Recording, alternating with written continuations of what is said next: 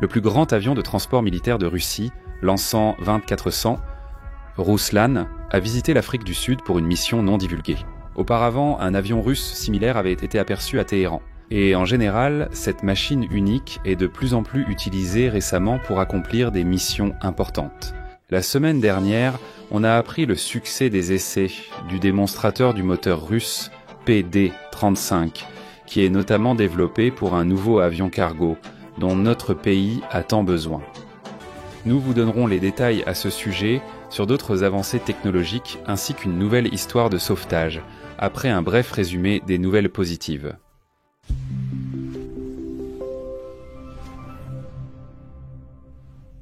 La fusée porteuse Soyouz 2.1A a été lancée avec succès depuis le cosmodrome de Plesetsk et a placé en orbite un engin spatial dans l'intérêt du ministère de la Défense. Les forces nucléaires stratégiques de la Russie ont, lors d'un exercice, effectué des lancements du missile balistique intercontinental Yars depuis le polygone de Koura, des missiles balistiques Sineva et Bulava depuis des croiseurs sous-marins nucléaires, ainsi que des missiles aéroportés depuis des avions Tu-80 15-MES. De nouveaux lots de transport de troupes blindées, Rakuchka M et de complexes robotiques, courriers ont été envoyés aux troupes. Au chantier naval de l'Amirauté, le plus grand navire scientifique et d'expédition du monde, Ivan Frolov, a été mis sur cale. Du projet 23 680. Dans le kraï du Primorié, 2 navires Korobolov du projet 503 ont été mis sur cale. Au chantier naval de Tcherepovets, un remorqueur du projet TSK 395 a été mis à l'eau. Dans la région de Toula, la première phase de la seule usine du pays produisant de l'huile de turbine ignifuge a été inaugurée. Dans la région d'Ulyanovsk, une production d'outils de coupe de métaux a été lancée. Les écoliers russes ont remporté la première place à l'Olympiade internationale d'écologie. Cette semaine, un avion de transport militaire russe An-Sent 2400 Ruslan a été aperçu sur la base aérienne de Waterkloof de l'armée de l'air sud-africaine. Un peu plus tôt, selon certaines informations, un autre de nos appareils a rendu visite à Téhéran. Étant donné que la capacité de charge de ce géant est de 120 tonnes et qu'il peut facilement transporter des chasseurs, des hélicoptères et des véhicules blindés, on ne peut que deviner ce qu'il transportait exactement. Cependant, même sans vol à l'étranger, les Ruslans ont actuellement suffisamment de travail en Russie. D'après les informations publiques, le ministère de la Défense dispose d'au moins 10 de ces appareils en service, et une dizaine d'autres sont exploités par le transporteur civil Volga-Dniepr. La charge qui pèse sur eux en raison des événements connus est actuellement colossale. C'est pourquoi, il y a quelque temps, nous avons même commencé à sortir des appareils du stockage et à restaurer leur navigabilité. Ce n'est pas fait de gaieté de cœur. Simplement, comme on le sait, les nouveaux Ruslan qui étaient auparavant produits en Ukraine et chez nous à Ulyanovsk ne sont plus fabriqués depuis longtemps. L'une des dernières merveilles d'ingénierie de l'Union des républiques socialistes soviétiques, un avion aux caractéristiques exceptionnelles et à la robustesse colossale, n'a pas survécu à la rupture des liens de coopération après l'effondrement du pays. Pour nous, c'est particulièrement triste, car la production de l'élément clé du moteur D-18T était réalisée en Ukraine. Cependant, il nous reste un certain stock de ces moteurs et des avions Ruslan inachevés datant de l'époque soviétique. C'est précisément cela que nous avons commencé à restaurer. L'appareil est tellement robuste que même ces avions restaurés pourront servir jusqu'en 2050. C'est sans aucun doute un fait positif. Cependant, le paradoxe, c'est que c'est justement cela qui a longtemps freiné notre développement futur. Et voici comment.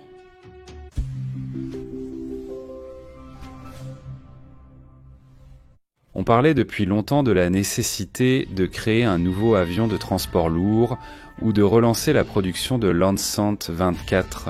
Mais comme nous n'avons même pas de moteur pour celui-ci, cela impliquait des dépenses colossales. Les Occidentaux ont été confrontés à un problème similaire. Leur C-17 a été retiré de la production en 2015 en raison de problèmes financiers. Cependant, il avait une capacité de charge 2 fois inférieure à celle de notre Ruslan, proche de celle de l'An-124. Le C5 n'est plus produit depuis les années 80 du siècle dernier. Quant à l'impressionnant Airbus Beluga XL, souvent cité en exemple, et encore produit de nos jours, il n'a en réalité qu'une capacité de charge de seulement 40 tonnes. En somme, non seulement nous, mais aussi le monde entier ressent actuellement le besoin d'un nouvel avion de transport moderne à grande capacité de charge. Cependant, pour l'instant, personne n'est capable de le réaliser seul.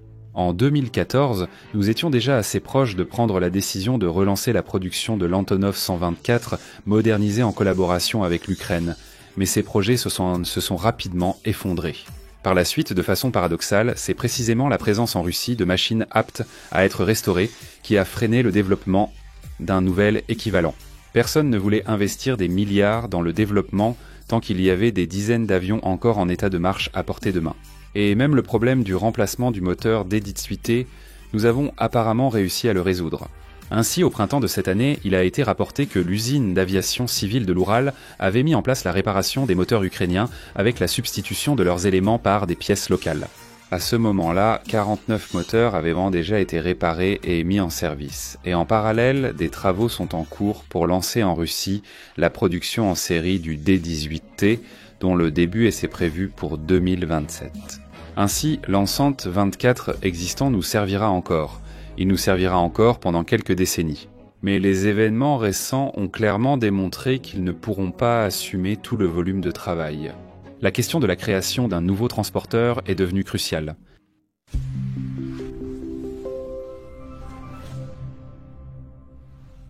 Et le Rouslan et son moteur D18T sont excellents à tous égards.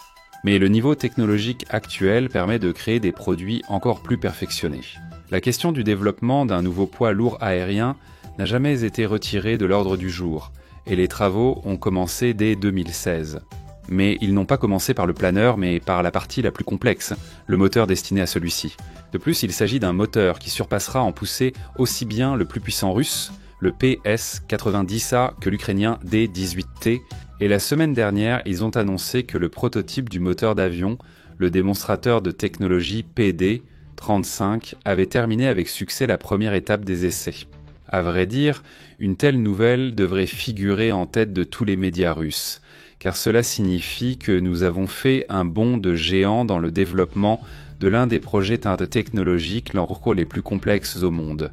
Le PD-35, contrairement au D-18T, aura une poussée allant jusqu'à 35 tonnes. Et ce ne sont pas de simples vœux pieux des concepteurs, mais déjà une réalité que l'on peut toucher du doigt.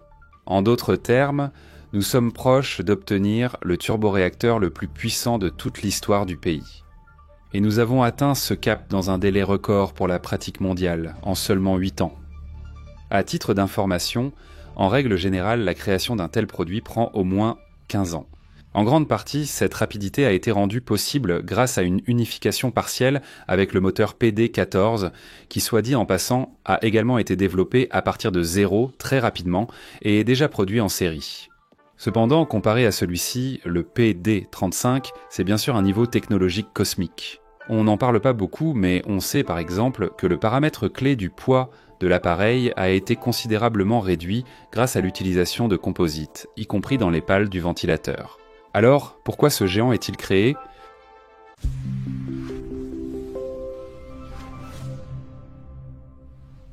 Pour les Antonov 124 existants et les avions de passagers Ilyushin 96-400 Mech, il ne conviendra pas, car il faudrait une refonte complète des avions.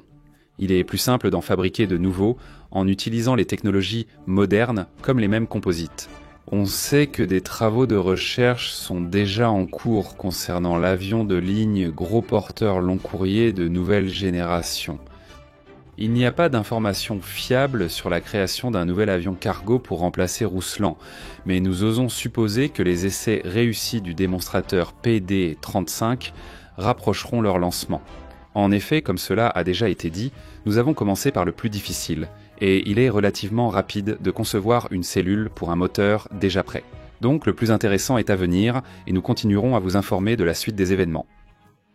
D'ailleurs, si vous n'avez pas encore vu la vidéo sur l'histoire de la construction des moteurs nationaux publiée sur notre chaîne, nous vous recommandons vivement de la regarder en suivant le lien dans la description. L'épisode contient une énorme quantité de faits que la plupart des gens ne connaissent pas et se regardent d'une traite. Sa fiabilité a été prouvée au Vietnam lorsqu'il était utilisé depuis la jungle. C'est-à-dire qu'il surgissait comme un diable de sa boîte, la nuit ou avant l'aube, était lancé depuis la rampe à l'aide de propulseurs à fusée, puis atterrissait sur une piste en terre. La ballerine russe, vous voyez, elle a un dispositif d'entrée comme le tutu d'une ballerine russe, Et le moteur 20, c'est une belle jeune fille ukrainienne. Des tâches colossales ont été résolues, y compris le fait que c'est notre moteur le plus musical. Vous voyez, il joue comme ça. C'est Titan qui joue pour vous.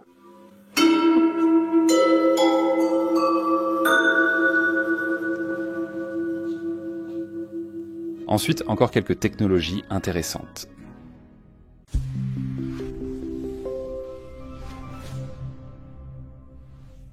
Cette nouvelle grue navale russe, magnifique, la 4000, est capable de déplacer rapidement et efficacement différents types de charges pesant jusqu'à 150 tonnes.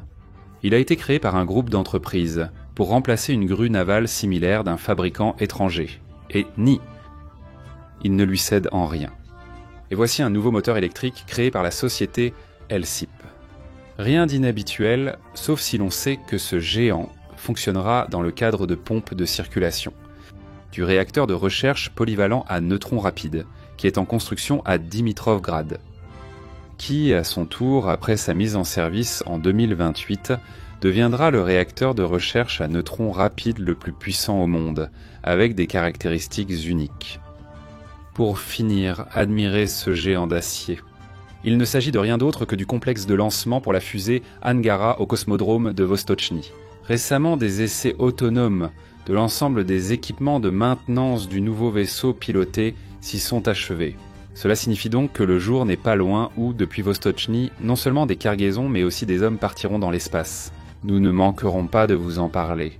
Il est donc judicieux de s'abonner à la chaîne Vremia VP Red sur la plateforme de votre choix pour ne rien manquer.